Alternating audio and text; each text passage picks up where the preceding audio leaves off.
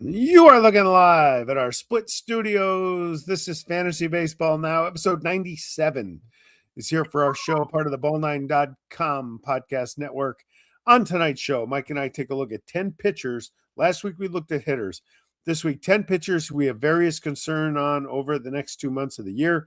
Are they outperforming historical numbers and or potential innings limits? That, and who's hot, who's not, who to go get and cut. Early look at the under-the-radar two-start pitchers for next week, and what teams have the better hitting matchups next week as well. What up, Mike? Just another day in paradise, my friend. It's only one rain out on an East Coast deluge of rain tonight. And it cost me a pitcher in Chris Sale. Since Bob's on here, thankfully for Bob, he doesn't have to watch the Mets lose tonight. Big man probably smarting from that great Connolly early for Curtis Mead trade that resulted in Curtis Mead getting injured in his first at bat as a Red Sox. Yes. Some scripts write themselves. But before we jump into all things exciting tonight, don't forget to follow us at ball9.com on all our socials. Check out our articles on Get in the Lab and also all the other content and Get in the Lab, especially the closer. The closer's awesome, man. He's got some great stuff as you start to plan for the rest of the year. Really good follow to follow closer trends as we all try to sneak saves in to try to win head-to-head or try to win our roto leagues. And I'm going to give a shout-out to Scott White because I stole some shit from him for tonight's episode. Not all of it, but we always want to give a shout-out to Scott White from CBS because he does give us a lot of conversation pieces to talk about. But yeah, it's almost August and not good, and you're muted, so you are not. I am unmuted. So again, I do feel like it's good timing. We are still looking for a producer. We are looking for a producer. We have a marketing team. We're looking for a producer, somebody to run this show. I had to mute for a second so we can just say defer a phone call from my son to my wife instead of me. Are you in the same house? Well, they are, but they're down at the end of the street playing, and they know they have a better chance of getting to stay out later at night if they call me. Yeah, that's fair. Okay, they're smart kids. Yeah, steal a beer from the refrigerator, and I'll see you at 10. Yeah, exactly. Yeah, exactly. They're nothing like me. They're smart. Huh. So anyhow, sometimes admitting your flaws is the first step. That's all good. Absolutely. All right. So pitchers that we're not sure about. So we looked at it two different ways. We looked at pitchers who historically their second half, and all these guys are guys you'd consider grabbing because they're moderately to low owned, and maybe I'll grab them for a start here, maybe I'll grab them for a start there, maybe they got a 2-start week. I'll grab them, I'll add them. There's that, and then there's the innings limits guys, and Jacob Mizorowski's not on here, but clearly they're slow playing Mizorowski. Like, I mean, it's Skeens part 2. So we'll talk about 5 pitchers who you probably want to stay away from. One of them I know you're gonna agree with 1,000%, and then 5 pitchers who could be facing innings limits, specifically because, with the exception of one, their team is probably going to fade away and not be relevant. It'll be easy to shut them down. Yeah, the Miz, you brought him up. 5 innings is standard now. I think they ramp him up back maybe the second half of September, the last 3 starts. You got to have him ready for playoffs. I think he pitches 5 until the playoffs, and then his first playoff start, there's no breaks on him, and he goes as long as they feel like he can go. Yeah, turn him loose. I mean, he's striking 12 guys out in 5 innings, so it's not like he's throwing 31 pitches in 5 innings. He's throwing 90 pitches.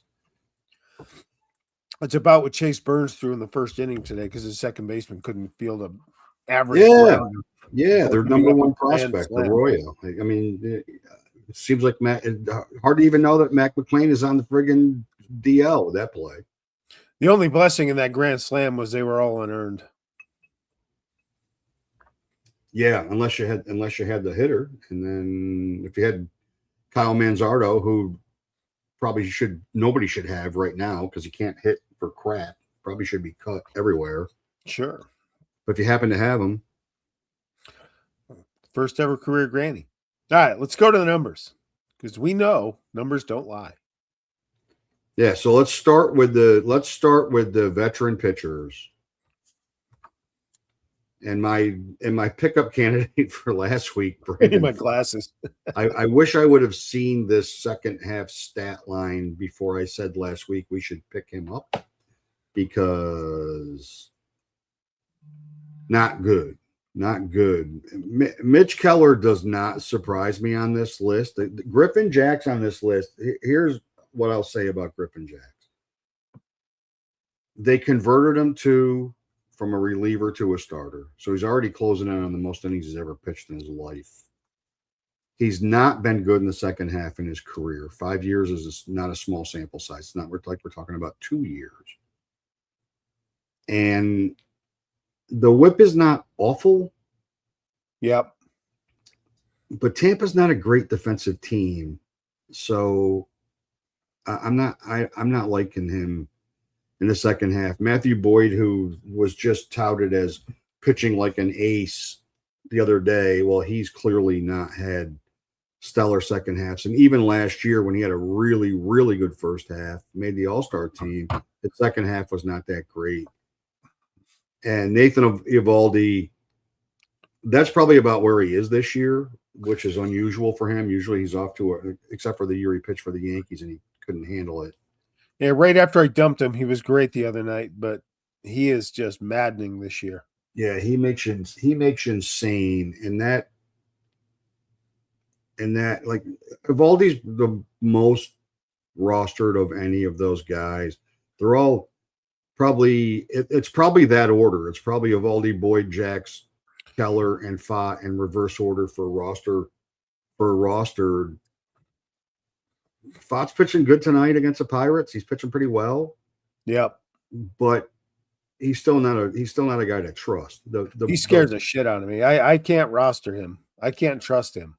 The other side of it is the innings limit side of it. And Scott White did have a really good innings limit article this week, and so I just grabbed 5 off that, most specifically because of they're probably all Roop's probably fringe, but Burns, Meyer, Toll, and Cavalli are dynasty guys. And if you're trying to win and they're not going to pitch, give them 10% more innings than their career high. Like, they're all closing in on how much more are they going to pitch. If the Marlins fall off and Meyer's already had injury, he's not going to pitch. They moved Burns to the bullpen. They moved Burns to the bullpen last year. I read up on Meyer today, and they're going to slow play that injury return, and it's like a strained neck or something. Yeah, well, they did it with they did it with Burns last year. He just happened to end up on the IL, and then he had a month. The Nationals hang around enough. I mean, Cavalli's got maybe 5 more starts. I don't know. I think Cavalli and Tolley on there, I can see them letting those guys go. Maybe because Tolley looks like he's 37. I don't know. Yeah, the porn stash definitely does hide his age. I could see them moving him to the bullpen, especially if they have to trade a Garrett Whitlock for a bat for a shortstop. It seems like they've gone from a month ago they were sellers, and now they're on an epic run, and they're playing great ball. They're going to need to, if they add a shortstop, if they've got to trade if they try to trade for Zachary Neto, it's going to cost them. It's going to cost them. It might cost them totally. To be honest with you, I was a little surprised they traded Connolly early, but they got a good return on that. They got one at bat. I got a couple of bats. And Landon Roop, there's no point in stretching him. There's none. They're going to sell everybody in San Francisco. I mean, they're going to sell. You're right. You're right, Todd. If they fall out of it, then Cavalli's they're going to definitely slow him down. Someone's got to wake the big man up and have him weigh in on Tolley here. Well, he's giddy. The big man's giddy because the Red Sox are playing such good ball, and I don't think he can honestly believe it. I think he's a little overwhelmed by it. I don't blame him. Yeah, so Todd brought up the Nats, and they're an interesting thing. This is getting a little off topic, but who cares? You hear CJ Abrams' name being bandied about on this trade deadline. He's been the best player in baseball for since the All-Star break at least. He's unbelievable. And you hear they may trade him, and yet they're right there in playoff contention. Why would you trade a centerpiece like that to pair with Wood and some of the other guys? They got some players. Well, their number one prospect's a shortstop. That's a prospect, though. Trade the prospect. He's got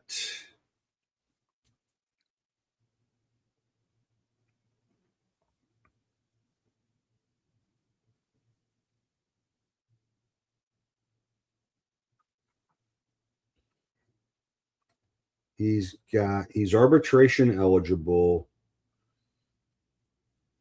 They got him for he's $4.2 million this year. Best bargain in the National League based on the production.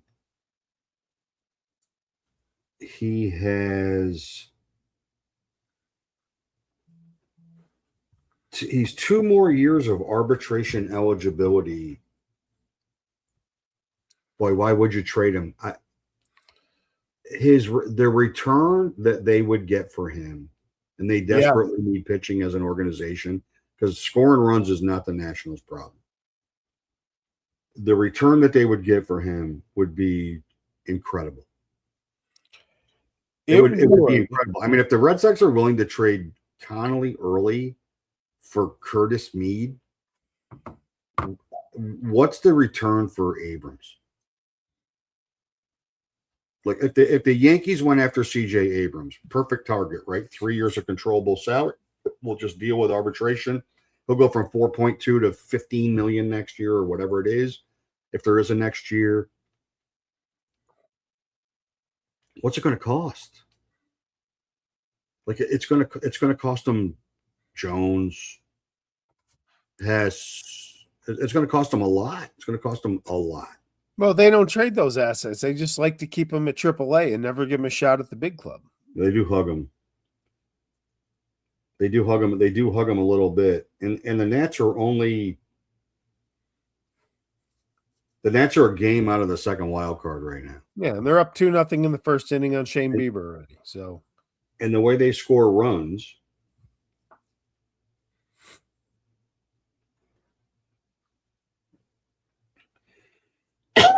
I mean, the one thing about them is that the way they score runs, they've scored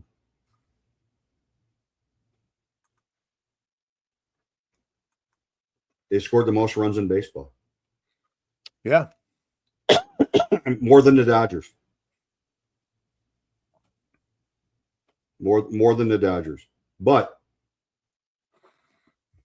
they've scored 586 runs, they're only plus 29. So going forward, they got one pitcher in their farm system, Soroka, who they love, who everybody's waiting for, but he can't stay healthy. So if you're going to load up pitching staff and build around James Wood, would be the worst thing you ever did, Abrams is your most valuable commodity. You're not trading James Wood. That'd be crazy. No, they're not trading him. Not going to happen. No. And the guy that they got, the guy that got them, Abrams and Wood, is playing for the Mets now. He's not even on the team that traded for him. So they definitely won that trade. But yeah, I think it would be hard. I feel like it'd be hard for them to trade him, but at the same time, it's probably long term. Probably long term for the Nationals. It's probably the smartest move they could make. I still wouldn't make it. You know, Burns being on here, I'll be honest with you. I've mentioned his name in trades today because I love Chase Burns. I love his long-term outlook. I don't know how much he's going to help me the rest of the way. You know, we had an owner in our league put Garrett Cole and Ralphie Devers on the block last night. And I texted him and I said, hey, I honestly think Garrett Cole may have more value than Chase Burns the rest of this year. If you're trying to win, So here's the deal with all five of these guys. So let's just say let's say they're all dynasty players, just for argument's sake. Yeah. And you're trying to win, and you are not sure if how much they're going to pitch between now and the end of the season, and if their teams and okay, my boys are watching, so it's good the boys are tuning in. There it is. I'll try not to swear. Fuck that. We're going to swear. They probably already heard that at your neighbor's house. She's got to control those kids down there. Yeah, let's a little decorum. So you're trying to win, and you're chasing pitching stats, or you're chasing pitching stats in Roto, which happens all the time, or you're trying to win a head-to-head league, and if you get 12 points out of Burns and you might get 20 out of Cole, that could be a win week over week, and put them both in a 2-start week. I mean, Burns might not have any 2-start weeks the rest of the year. They may slow him down. Well, he's scheduled this week for 2. He got rained out last night, pitched today. He's supposed to go Sunday. They probably will. I mean, we're coming up on we're 7 days from the trade deadline. We're coming up on, like, is Brady Singer still going to be on the Reds? Yeah. Is Hunter Green's clearly back? His last start was unbelievable. Rhett Lauder stinks. Andrew Abbott's up and down. Nick Lodolo's Nick Lodolo. He's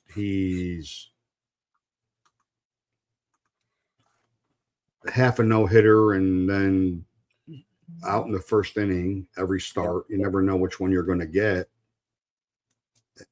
And then they lose Spencer Steer, who was their biggest trade piece, and they lose him to the IL. So I don't know. The Reds, I don't have a lot of confidence that the Reds are going to hang around this thing long enough that it's going to matter, that it's going to make any difference. And I mean, we could add Hunter Green to this. Like, if they're going to let him pitch, but if they're out of it, he may not pitch the second half of September, and they may just gear up for next year. They may just shut Burns and Green down. And last 2 weeks of the year, you need strikeouts. Both those guys, give them. You might need wins. You got a chance with both of those guys. They're low whip guys. They're low ERA guys. I mean, you put a massive hole in your run when you're trying to win a league if they're not available to you. And can you get somebody that's available that's going to be in a pennant race? They're not, and they're veteran enough that they're not going to be on an innings limit. And yeah, 2 years from now, you probably wish you never traded them. But yeah, do we care about 2 years from now, or do we care about today? No, I don't. Not at all. Right? I mean, that's the bottom line. The bottom line is, it depends on where. If you're in a point in the standings where you can win, correct. Worried about 2 years from now, you're not going to win. It's just not going to happen. No. But if you're bottom third, you want Chase Burns, you want Max Meyer, you want Peyton Toll, you want all these guys. And maybe I've had one of those guys and I can convert them into one of these players. I was met with a no thank you, because every time Scotty gets a good pitcher, he ends up missing most of the season with an injury. Every year. Yeah, every year. He's a little bit of, the Irish call it a schlep rock. the schlep rock is the schlep rock. He's got a little schlep rock in him for pitchers. It's a kiss of death. It's the doom and gloom. It's nothing he's doing except for he's putting him on his team. Yep. I wouldn't want to play for his team either. I got to tell you, I'd hold out. I'd fake an injury. I'd have a hangnail. Is there a guy on the left side of that graphic that you would go get if you could pick one? I'd get Eovaldi. Oh no, let me tell you, I just traded and I just got I rid know of you him. did. I'd get Eovaldi just like I went and got Freddie Peralta. Oh my God. Because track record is track record. And Eovaldi's not going to get traded, but if Peralta gets traded, then I probably just help myself be able to trade, potentially trade Zach Wheeler for everything I need to fix on my team. Yeah. If he gets traded to the Cubs or back to the Brewers, and he's close to what he was before he got to the hellhole in Queens, and I get it.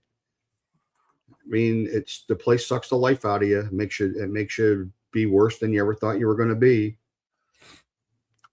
He goes someplace and he turns around and becomes what he was before he went there, and why he was such a valued commodity in the offseason in the first place. Then I can spin Zach Wheeler and fix every single thing on my team I need to fix to make sure I win. Yeah. And I still feel good, but I don't feel so good that I'm not looking every single day to what do I need? What do I got to go get right now to make sure that I either hold tight in some roto categories or I can make up some ground where I can make up some ground. Any concerns on Wheeler with you? Fantasy? No, not at all. I have no concerns on him at all. He had a bad night last night. I don't have any concerns with him at all. Okay. He went from all the concerns with him were early because nobody knew what was going to happen when he came back from this injury, that if he was ever going to come back from this injury. And he's right back into top 5 starters in baseball. I mean, a bad start. Yep. They all do. The only one that's not having them right now is Miz, but they all do. I mean, Christopher Sanchez has gotten beaten up. He's still unbelievable. You take him in a minute. You take those and you grind your teeth and you're like, it was one start. And we're at a time of the year where one start doesn't hurt you. It kills you head to head because you're counting on massive points from Zach Wheeler or from any of those guys when they start. And head to head, you don't get it. And it could literally ruin your week. Yeah. But he's got another one. He goes against Sunday, so he'll be fine. All right. All right. You ready for who's hot? Who's not? Oh, I'm right. I'm absolutely ready for who's hot. Well, you woke up the who's not guy. Yeah. And I nudged the who's hot guy to continue to stay hot. Yeah, go ahead. I mean, that guy's on fire. Yeah, last 21, 422, batting average, a homer, 12 RBIs, 13 runs. Year to date, he's hitting 315. 7 homers, 41 RBIs, 43 runs scored. He is 91% owned. He's only 77% started. I don't understand how that is true. If you own him, why wouldn't you be playing him? How many people have a catcher on the bench? How many people have a catcher hitting 315? One. Yes. One. Like, he's what everybody thought Wilson Contreras was going to be for 15, or William Contreras was going to be for 15 years. That's what he's doing right now. And they keep shoving him closer to the middle of the order so he's getting more RBI opportunities. But I'm going to hold out hoping Cal Raleigh hits 40 homers from August 1st until September 30th. Good luck with that. And there it is. There it is. The Philly hatred. The guy lived here for 15 years. Yeah. He took me to my first sporting event, which was an opening day in Philadelphia. And now he's badmouthing Philly. Come on, big man. So Jeremy Pena, AL Player of the Week. Yeah. If Jeremy Pena, he's owned at 97, started in 86%, makes sense. If he could ever stay healthy, he's a borderline keeper option in dynasty leagues of 5 or more. His last 21, 423, 15 runs, 5 homers, 9 RBIs. Yeah. Where's he going to be playing next week? I don't know. I don't think they're going to sell. That division sucks. That division's really bad. That division's winnable by 3 teams. And none of them are any good, but they're the best. No, but one move for any one of those 3 teams could make them one move for the 3 teams are the Mariners, the Rangers, and the Astros. One move. Astros get a pitcher. Corey Seager decides he's healthy enough to play baseball for the Rangers. And one more bat in Seattle. Ethan Hancock looks like the guy they're going to try to trade. Yep. Because nobody's taking Castillo's contract. Nobody with a brain. No, why would you do it? One move could separate one of those teams in a minute. They could go from jammed in the pack to a 5-game lead in a week. Luis Castillo has built an amazing career. He's probably made a couple of bucks off of less than middling talent. All his talent was in Cincinnati. I don't even know how good he was in Cincinnati. He got some name recognition. I don't know where he got it from, but he has just lived off it. Good for him. He's only made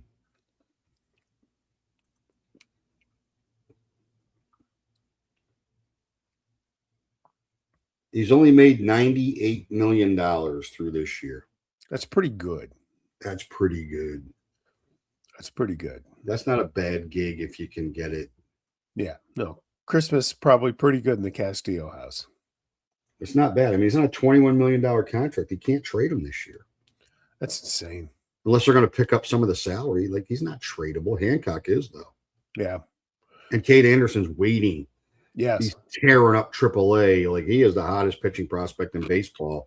And unfortunately, he's in an organization to have a spot for him. Correct. Every place else, he'd be in the rotation today. There, he's not. Now, who's not hot, but is sure to warm up as soon as we flash this graphic? Yeah, this will make the big man this will help the big man's Philly anger. Dude, so oddly enough, with your guy we featured last week, who has had as good a second halves as anybody over the last 6 or 7 years in baseball. Does anybody, any franchise, even come close to being career records than the Mets? No. I mean, seriously, La Peralta can't get anybody out. Bichette, his last 21 days, ranked 581st in CBS. That's pretty low. He's got 3 RBIs in his last 3 weeks. That is not what you paid for. No. And sadly for me, as I'm trying to win our league, I had 3 choices that are all on my fucking rosters. Excuse me. Sorry, because the boys are watching. All on my roster. And Bryce Harper's the worst. 143 with a homer, 4 RBIs, 6 runs scored, and 56 at-bats. And he's still the 4th-ranked first baseman in CBS. First base and shortstop. I know that we've talked about this before. We talked about how deep and how, like, shortstop, you get past the first 6. Well, there's better players that are in the last 6 than there are in the first 6 this year for sure. And first base is so deep. Yeah. But there's no first baseman really killing it right now. Ben Rice still tearing it up. But Ben Rice made this 2 weeks ago. Like, we talked about him in a slump 2 weeks ago. And you got these power hitting first basemen. That's what they do. And the Phillies are still winning games, and Harper's been not good. Yeah. Not good at all. I have no concerns about him. Not one single bit. I would not bench him. I wouldn't even bench him. No, you can't bench him. You can't bench him. But right now, he's not helping you. Daily head-to-head league, I'd think about it. Yeah. No. All right. Excuse me while I cough. No, but you do have it. But the big man does have 57 draft picks in the first 3 rounds for a season that's not going to happen next year. So that's all good. So why are the Brewers good? No, Cooper Pratt is owned in 35% of leagues, started in 19. He's only 21. His last 21 days, 375, 10 runs, 2 homers, 11 RBIs, and a couple of steals. They pushed Joseph Ortiz over to third base. The Brewers are good for a lot of reasons. And you got those 2 kids on the left side of the infield that are playing great baseball. Ortiz is playing really well right now, but where does Jesus Made play? Because he's going to be up next year. So forget about Joseph Ortiz just for a minute. They're going to have Made and Pratt on the left side of the infield for 10 years. That's scary. He fits in. There's no doubt about it. I just picked him up in one of my leagues. I just picked him up. I mean, yep. He's not overwhelmed. He's been really good. And for me, Brandon Young, like, you know how hard it is for me to put an Oreo on here. I was gonna remark on that. He's only 57% owned. He's only 26% started. And he doesn't strike a ton of guys out. So there's that, right? 97 and 2/3 with 80 Ks. But he's 8-2 with a 3.13 ERA and a 1.29 whip, and the numbers are better in his last 4 starts. He's been their best starter for the last month. How he's only 57% owned, I don't know. Kyle Bradish got obliterated tonight. Again. Yeah, they're getting pounded. The guy that was the dark horse for Cy Young. He's the dark horse for sciatica if you own him, because he's no. Kremer went tonight. Oh, yeah. Well, I think Bradish was last night. Yeah, well, Dean Kremer. That's bad on them. That's their option. They deserve to lose with him in the rotation. All right, who shall you cut? Where's our video this week? Was Chris on vacation? I did talk to our marketing team on Sunday, and I don't know. Maybe he's with Aaron Rodgers in a tent someplace in a dark room. I don't know. I'll accept 3-day hangover as a legitimate excuse. No, that'll be next week for May. We'll go without it. These two knuckleheads. So one of our commenters tonight has had a certain affinity for Kevin Gausman for years. And he was here Sunday, and he couldn't help but just referring to him as Kevin Gascan. This goes under the header, by the way, his last 5 starts, 5.06 ERA, 1.54 whip. He's 0-4. Go back to the theme of if a guy has some name value, get rid of him and let some other sucker pick him up and play him and eat those numbers. What are they going to get for him? The Blue Jays? He is one of the names that's constantly thrown around that they're going to move, that somebody's going to want him for what? I don't know. He's not young. He's 35? Not young. He's making a lot of money.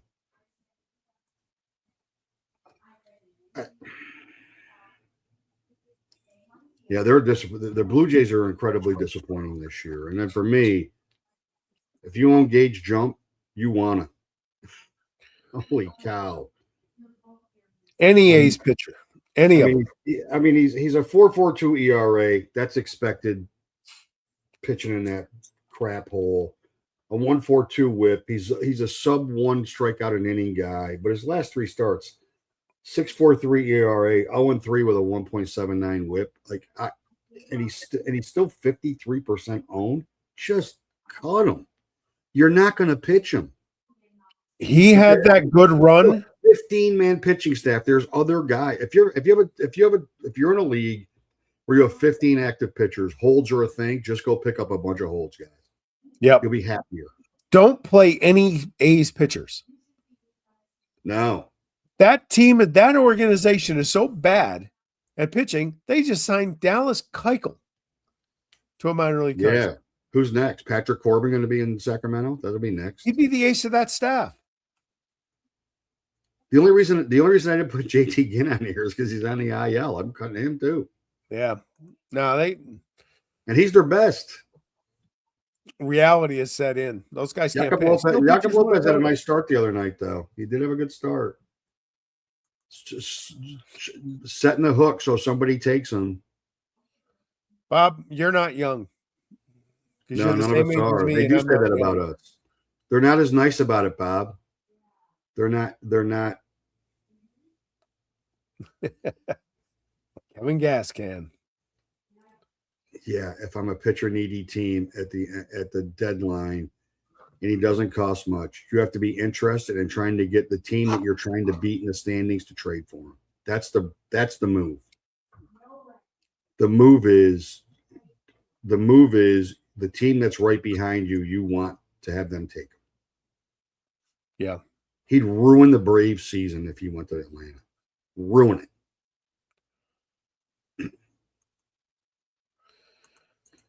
They're better off bringing Claude Osteen out of the casket than have him pitch. All right. Next week. Your guy's on fire. He is absolutely on fire. This is what I don't get about him. He is 82% owned, and rightfully so. He's only 40% started. He's insane. Clearly back. I worry about him. My concern with Jared Jones, he could have been on the innings limits. He could have been on the innings limits sheet. Is that if they slide out of it, if they don't make a move, because they're going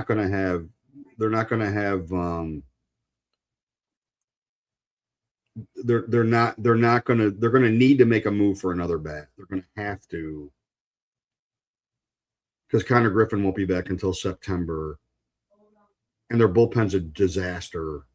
If they fall out of it, they're gonna slow him down dramatically. So I'd be concerned about him. But at Milwaukee, which is against Logan Henderson next week, and then versus the Mets and your guy, Scott, or your former guy who you cut right after you touted how you picked him up, Christian Scott. I like the matchups against those two teams because neither of them score a ton of runs. So I like the matchups for him next week. No, I did cut Christian Scott after I picked him up, but I'm biting the Roki Sasaki apple again. Not me, man. The price of Tums is too high for me to have him. Yeah. Now look, Logan Henderson's one of my favorites. Yes, I just traded him for Alec Burleson, but I needed a first baseman, and the first baseman I traded, Curtis Mead. Bang! Ouch! See ya. Sorry, big man. Yeah. Henderson's only started in 59% of the leagues. Here's what you got to know about Logan Henderson. One, he's pitching 2 games at home. Yes, he's going to pitch 5 innings, but he's going to strike out 8 or 9 guys. He doesn't walk anybody, and he doesn't give up a lot of hits or runs. You're going to get good stats. So what's the average now? Is 6 considered a good start? Is 6 considered a long start? Anymore it is. Now it is, right? So if he's only going to give you 5, yeah, it's one inning less, but the numbers are solid every time when he's not hurt. Every time. Yeah, he's consistently good, and I know you were ranting about him. We spent a lot of time, you especially, but ranting about him last year as to like, why is he in AAA period? There wasn't even any, because these other guys are in the rotation thing. Well, now they need him, right? Because Sprout's, Woodruff's done for the season and probably done for next year. They need to make a move for a pitcher, but he's not leaving the rotation. They have Harrison coming back soon, but yes, no, you got to play. Henderson to me is a must start. I agree. He's earned that. He's earned it. You do worry about him getting hurt. He's got to get through that, but you're going to get 5 innings, but they're going to be quality 5. Yeah. And then for hitters, I'd stack the Pirates next week. I would. I mean, I don't like some of the pitching that they're facing in Milwaukee, but who would? But they're scoring runs. That offense they're hitting, except for Brian Reynolds. Damn it. And they're facing the Mets. And they got 7 games, and I'd dig them out. I mean, I'd look for places where if I had corner and middle infield opportunities available to me, I would start picking through the Pirates and see if I could grab somebody. And the Reds hitters should be pooling their money and sending a very nice fruit basket, possibly a floral arrangement to the schedule makers next week. The A's come in for 3, and then you go to the Nats for 3. You can't do much better than that. No, and humid weather in DC next week, and it's going to be because it is on the East Coast. The ball is going to fly out of there. There's going to be lots of runs scored. In Cincinnati, there's always lots of runs scored. And in Nationals Park, there's going to be a lot of runs scored. Yep. A lot. And they've already put 4 up tonight.